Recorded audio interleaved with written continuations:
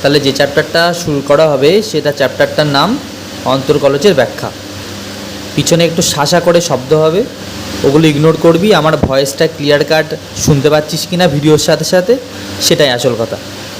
এই চ্যাপ্টারটা হচ্ছে ক্যালকুলাসের একটা পার্ট। ক্যালকুলাসের মধ্যে লিমিট, ডেরিভেটিভ আর অন্তর্কলজের ব্যাখ্যা, এই 3টে চ্যাপ্টার আছে। এই চ্যাপ্টার থেকে হার্ডলি একটা কোশ্চেন পড়তে পারে পরীক্ষায়। অতএব সহজই চ্যাপ্টার, ছোট্ট একদম থিওরি, একটু বুঝলেই করা যেতে পারে। অঙ্ক ওই কয়েকটা টাইপেরই আছে।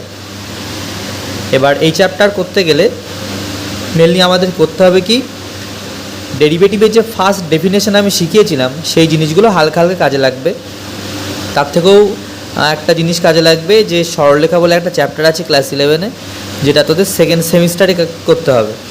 সেই চ্যাপ্টারে কিছু কিছু থিওরি এখানে কাজে লাগবে, তো সেইগুলো একটু বলে দেবো। আর তার সঙ্গে ডেরিভেটিভের হালকা কিছু নলেজ দিয়ে দেবো, যাতে এই চ্যাপ্টারটা করাতে সুবিধা হয়। তো স্টার্ট করা যাক। ডেরিভেটিভের হালকা নলেজ বলতে, অন্তর্কলজের ব্যাখ্যাতে অ্যাকচুয়ালি আছে কি, অপেক্ষকের পরিবর্তন। এবার অপেক্ষক বললে তুই y = f(x) এটাকেই বুঝিস, যেখানে এক্সটাকে আমরা ইন্ডিপেন্ডেন্ট ভেরিয়েবল বলি, ইন্ডিপেন্ডেন্ট ভেরিয়েবল বলি, আর ওয়াইটাকে আমরা ডিপেন্ডেন্ট ভেরিয়েবল বলি। এটা নিশ্চয়ই কোনো সমস্যা নেই। তাহলে এক্সের পরিবর্তন ঘটালে ওয়াইয়েরও পরিবর্তন হয়, আর সেই জিনিসগুলো মাপার জন্যই এই চ্যাপ্টারটা, যে এক্সের পরিবর্তন করলে ওয়াইয়ের কী ধরনের পরিবর্তন হয়, বাড়বে কি কমবে, এক্স বাড়ালে ওয়াই কমবে কি বাড়বে, এক্স কমালে ওয়াই কমবে কি বাড়বে, এইসব দেখানো, এই হচ্ছে চ্যাপ্টারের উদ্দেশ্য। ধর এক্স বেড়ে গেল ডেল্টা এক্স পরিমাণ, তাহলে এর অন্তিম ভ্যালু কত হবে, এক্স প্লাস ডেল্টা এক্স। তাহলে যখন এক্স ছিল তখন ওয়াই = ছিল f(x). তাহলে এখন এক্স বেড়ে গেছে, তাহলে নিশ্চয়ই f(x)ও বাড়বে। কত হবে f(x) এর মান, এক্স প্লাস ডেল্টা এক্স। এখানে এক্স ছিল তাই এখানে এক্স ছিল, তাহলে এখানে এক্স প্লাস ডেল্টা এক্স মানে এখানে এক্স প্লাস ডেল্টা এক্স হবে। তাহলে আগে ছিল f(x), এখন হলো f(x প্লাস ডেল্টা এক্স), তাহলে নিশ্চয়ই f(x) এর মানটা বেড়ে গেছে। তাহলে এটার নাম তো আর ওয়াই দেবো না, এটাকে আমি y1 দিই। তাহলে y1 থেকে y বিয়োগ করলে f(x plus delta X minus f(x) হবে। আর এটা দ্বারা আমি অপেক্ষকের বৃদ্ধিকে পরিমাপ করব, বা অপেক্ষকের পরিবর্তনকে পরিমাপ করব, যাকে আমরা ডেল্টা ওয়াই দ্বারা প্রকাশ করব। অপেক্ষকের পরিবর্তন, অপেক্ষকের পরিবর্তন, তাহলে তাকে আমরা মাপব কী করে, অপেক্ষকের অন্তিম ভ্যালু মাইনাস অপেক্ষকের প্রাথমিক ভ্যালু। এই পরিবর্তনটা কার জন্য হয়েছে, ডেল্টা এক্সের জন্য হয়েছে। ডেল্টা এক্স বাড়িয়েছি বলেই তো ডেল্টা ওয়াই পাওয়া গেল। তাহলে delta Y by delta X, একে বলে অপেক্ষকের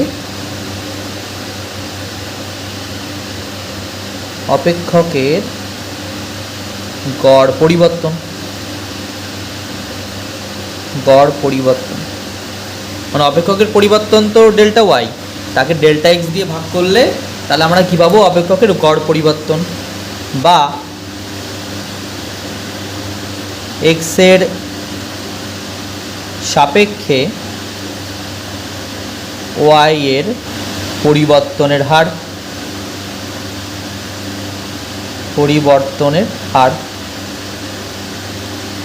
এটাকে দুরকমভাবে বলা যেতে পারে। তাহলে অপেক্ষকের গড় পরিবর্তন বা এক্সের সাপেক্ষে ওয়াইয়ের পরিবর্তনের হার। পরিবর্তনটা কার সাপেক্ষে হচ্ছে, এক্সের সাপেক্ষে হচ্ছে। তাহলে এক্সের সাপেক্ষে ওয়াইয়ের পরিবর্তনের হার, যার সাপেক্ষে আমরা মাপি তাকে আমরা নিচে লিখব সর্বদা। এটা আশা করছি মাথায় ঢুকেছে সবার। তাহলে কোনো অপেক্ষকের গড় পরিবর্তন বা কারো একটা সাপেক্ষে আর একটার পরিবর্তনের হার নির্ণয় করতে গেলে delta Y by delta X. এটা হচ্ছে এই চ্যাপ্টারের বেসিক। এই যে delta Y by delta X, একে আমরা ডিওয়াই ডিএক্স বলি, তাই না? তাকে আমরা limit h tends to 0 f(x plus delta X minus f(x), বা এটা ডেল্টা এক্স না বলে h বাই h এই দ্বারা প্রকাশ করি। এইচ মানেই ডেল্টা এক্স অ্যাকচুয়ালি, ঠিক আছে। তা এইটাই ছিল তো ডেরিভেটিভের সূত্র, ডেরিভেটিভের মেন সংজ্ঞা এটাই ছিল। তাহলে এটা কোত্থেকে আসে? এখান থেকে আসে। এই জিনিসগুলো আমি আগেও বলেছিলাম। তা যাই হোক, এই জিনিসগুলো আমাকে অন্তর্কলজ ব্যাখ্যা চ্যাপ্টারে পুনরায় আবার করতে হবে। এটা গেল বেসিক। এবার যেটা বলছিলাম যে ক্লাস 11-এর সরলরেখা চ্যাপ্টারে কিছু জিনিস আমাদের কাজে লাগবে, তো সেটা করা যাক। দেখি, খুবই সহজ জিনিস, এখনও সরলরেখা চ্যাপ্টার বোঝানো হয়নি, ওটা সেকেন্ড সেমিস্টারে বোঝানো হবে। তার আগে হালকা একটু নলেজ দিয়ে দিচ্ছি। সরলরেখার প্রবণতা কী জিনিস? প্রথমত সরলরেখা আঁকতে গেলে কটা বিন্দুর প্রয়োজন হয়? তোরা সবাই জানিস দুটো বিন্দুর প্রয়োজন হয়। তাহলে একটা বিন্দুকে আমি এ নাম দিলাম, একটা বিন্দুকে বি নাম দিলাম। এটাকে x1, y1 নাম দিচ্ছি, এটাকে x2, y2 নাম দিচ্ছি। এই দুটো সরলরেখাকে যদি সংযোগ মানে যুক্ত করি তবে একটা সরলরেখা পাওয়া যায়।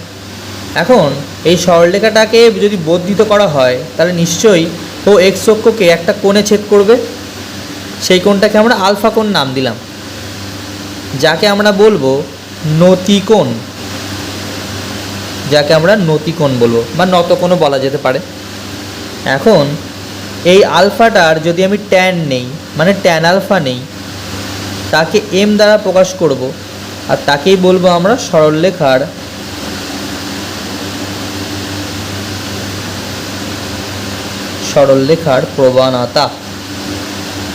প্রবণতা বা নতি, যাকে আমরা ইংলিশে বলি স্লোপ বা গ্রাডিয়েন্ট।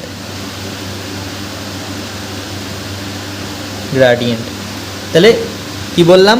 একটা সরলরেখা এক্স অক্ষের ধনাত্মক দিকের সঙ্গে যে কোণ উৎপন্ন করে তাকে আমরা আলফা দ্বারা চিহ্নিত করি, বা বইতে দেখবি এরকম সাই চিহ্নও দেওয়া থাকতে পারে, একই ব্যাপার। তাকে নতিকোণ বলবো, আর তার ট্যান নিলেই ট্যান আলফা তৈরি হবে, যাকে আমরা এম দ্বারা প্রকাশ করি, তাকে আমরা সরলরেখার প্রবণতা বা নতি বলবো। এটা সরলরেখার প্রবণতা কাকে বলে তার সংজ্ঞা। এখন প্রশ্ন হচ্ছে এই ট্যান আলফার মানটা পাবো কীভাবে? প্রথমত অঙ্কে যদি কোণ বলে দেওয়া থাকে, দেখাচ্ছে বললো কোনো একটা সরলরেখা এক্স অক্ষের ধনাত্মক দিকের সঙ্গে 30 ডিগ্রি কোণ উৎপন্ন করেছে, তার প্রবণতা বার করো। তখন তুই বলবি ট্যান 30 মানে 1/√3 তার প্রবণতা। তাহলে তো ঝামেলা মিটে গেল। কিন্তু তা যদি না বলা থাকে, যদি বলা থাকে দুটো বিন্দু দেওয়া থাকে, এই বিন্দুটা দেওয়া থাকে, এই বিন্দুটা দেওয়া থাকে, যেটা আমি ধরে নিয়েছি একটা বিন্দু এটা, একটা বিন্দু এটা, যদি শুধু এই দুটো বিন্দুই দেওয়া থাকে তাহলে সেক্ষেত্রে আমি প্রবণতা বার করব কীভাবে? তার জন্য একটা টেকনিক আছে। তার জন্য আমি কি করছি, এখানে একটা লম্ব টানছি, এখানে একটা লম্ব টানছি, এখানে একটা লম্ব টানছি। দেখ তো, এই যে এইটা তো মূল বিন্দু, এই মূল বিন্দু থেকে এটা নিশ্চয়ই x2, মূল বিন্দু থেকে এটা নিশ্চয়ই x1, এখান থেকে এটা নিশ্চয়ই y1, আর এখান থেকে এটা নিশ্চয়ই y2। এটা নিশ্চয়ই জানিস, এগুলো তো আশা করি জানারই কথা। তাহলে সেই হিসাবে এই যে ভ্যালুটা আসবে শুধুমাত্র এই অংশটুকু, সেটা আসবে x1 - x2। আমি আবার বলে দিচ্ছি, এখান থেকে এই অবধি নিশ্চয়ই x1, কারণ এখানে x1 আছে, x1, আর এখান থেকে এটা নিশ্চয়ই x2, এই যে x2। তাহলে মাঝখানেরটা কত হবে? x1 - x2, আর এটা যা হবে এটা তাই হবে, তাই আমি লিখেছি x1 - x2। ঠিক একই রকমভাবে এটার মান বার করতে চাইছি আমি, এটা নাম দিয়ে ফেলি, এটা এ বি, এটা সি নাম দিই। আমি এখন এসি বার করতে চাইছি, তাহলে এসি বার করবো কী করে? এখান থেকে এই দূরত্বটা নেব, তাহলে সেটা কী করে পাবো? সেটা y1, নিশ্চয়ই y1, আর তারপরে এখান থেকে এই দূরত্বটা নেব, সেটা কত? এই যে y2, এখান থেকে এটা y2, এটা যা হবে এটা তাই হবে। তাহলে এটা y2, এটা y1 হলে এটা বার করবো কী করে? y1 - y2, তাহলে এটা হবে y1 - y2। এইটা যদি আলফা হয় এটাও নিশ্চয়ই আলফা হবে। তাহলে এই ত্রিভুজ থেকে ট্যান আলফার মান কী হবে বলতো?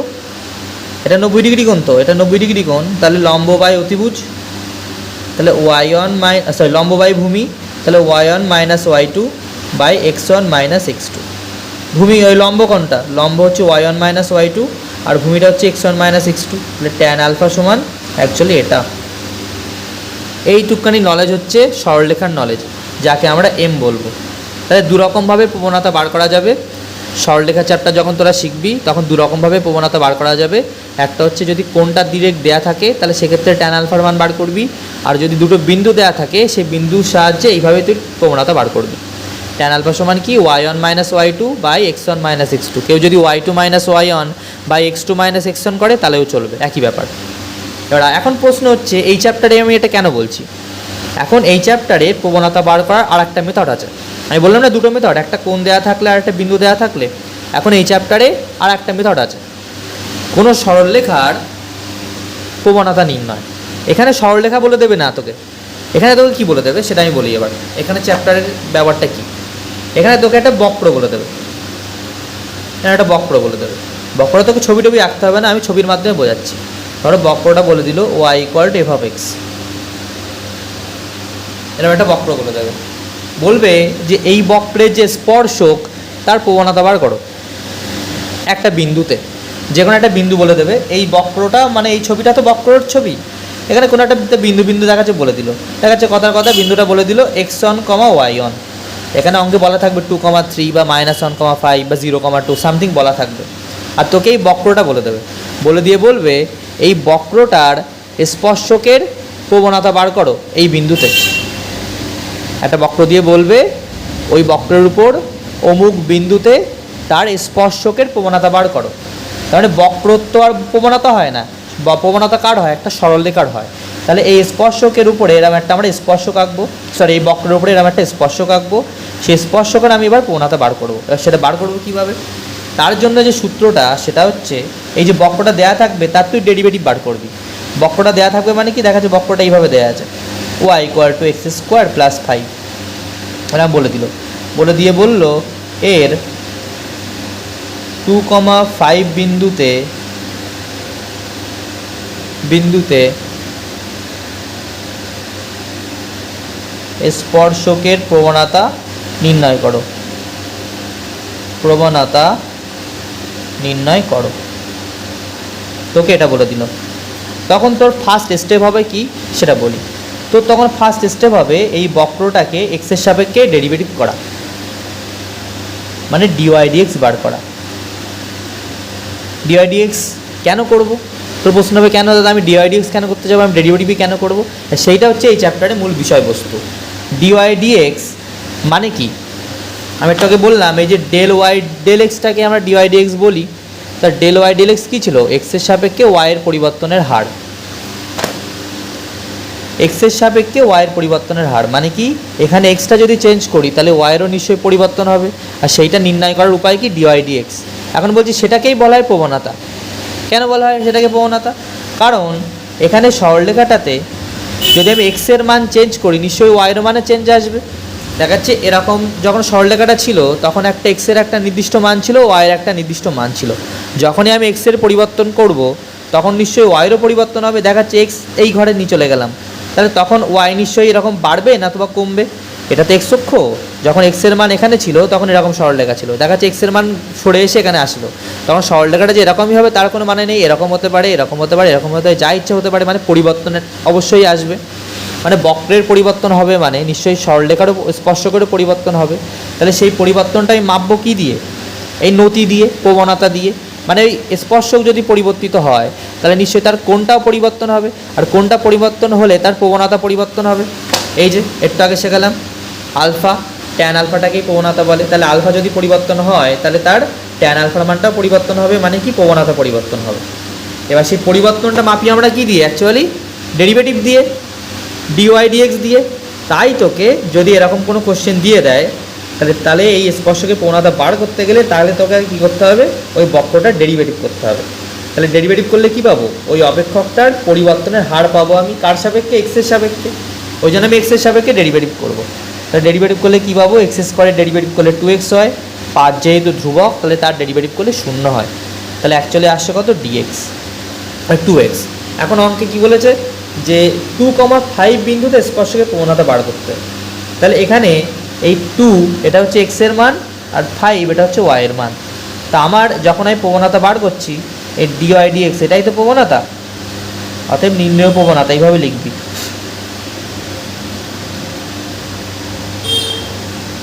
নির্ণয় প্রবণতা। তা যখন dy/dxটা আমি বার করব তার মান তো 2x, সেখানে তো আর ওয়াই নেই। তাহলে আমার এই 5 কোনো গোত্রে লাগবে না, কোনো কাজে লাগবে না। তাহলে আমি শুধু কাজে লাগাবো কাকে, 2টাকে কাজে লাগাবো। তাহলে এখানে কাকে নেব, 2x, এখানে লিখবো x = 2, তাহলে 2 × 2 মানে 4। যদি কোনো অঙ্কে এখানে y থাকতো অনেক টাইপের বক্র হয়। যদি ওয়াই থাকতো তাহলে এখানে ওয়াইটাও কাজে লাগাতাম, মানে ডেরিভেটিভ করার পরে যদি ওয়াই থাকতো তাহলে ওয়াইটাকেও কাজে লাগাতাম। তাহলে আমার অ্যান্সার কত? 4।